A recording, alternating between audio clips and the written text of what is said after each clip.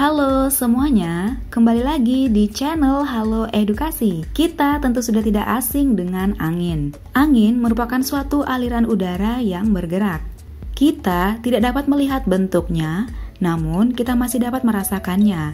Pergerakan angin dapat disebabkan oleh beberapa faktor, salah satunya yaitu rotasi bumi.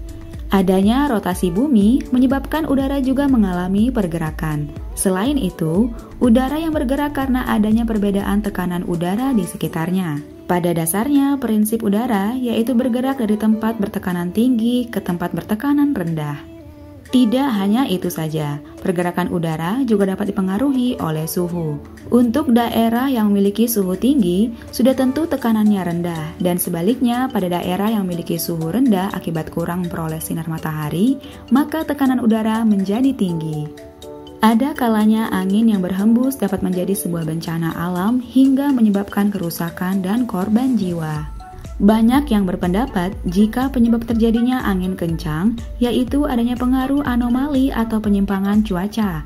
Padahal, hal tersebut belum tentu benar. Berikut ini beberapa faktor penyebab terjadinya angin kencang. Yang pertama, faktor topografis dan orografis. Salah satu penyebab terjadinya angin kencang disebabkan oleh faktor topografis dan orografis suatu wilayah, yaitu pergerakan angin dari daerah pegunungan atau gunung ke dataran rendah. Yang kedua, angin monsun. Untuk wilayah Indonesia, penyebab angin kencang dapat disebabkan karena adanya angin monsun Australia yang berada di Laut Jawa dan Samudra Hindia.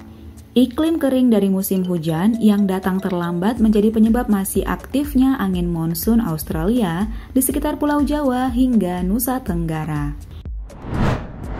Yang ketiga, adanya kulminasi. Kulminasi dapat menjadi penyebab terjadinya angin kencang. Kulminasi merupakan pergerakan semu matahari yang terjadi secara tegak lurus dengan permukaan bumi. Kulminasi berdampak pada kondisi suhu udara suatu wilayah menjadi tinggi. Perlu diingat, semakin tinggi suhu udara, maka tekanan udara akan semakin rendah. Oleh karena itu, terjadilah aliran udara menuju wilayah yang memiliki suhu tinggi tersebut. Yang keempat, cuaca lokal. Cuaca lokal yang dimaksud adalah cuaca yang berada di kawasan pegunungan yang sering mengalami perubahan kecepatan angin. Kecepatan angin akan semakin kuat saat berada di lapisan troposfer atau sekitar 10 km di atas permukaan bumi. Adanya angin gunung atau angin katabatik dan angin lembah atau angin anabatik juga bisa berubah menjadi angin kencang apabila terjadi perbedaan suhu dan tekanan udara yang besar. Kontur daratan yang berbukit juga menjadi pemicu kecepatan angin. Perbedaan suhu udara besar yang berada di dataran tinggi dengan dataran rendah juga menjadi penyebab terjadinya angin kencang. Tidak heran jika dataran rendah yang memiliki suhu udara lebih tinggi dibandingkan dengan dataran tinggi sering mengalami angin kencang.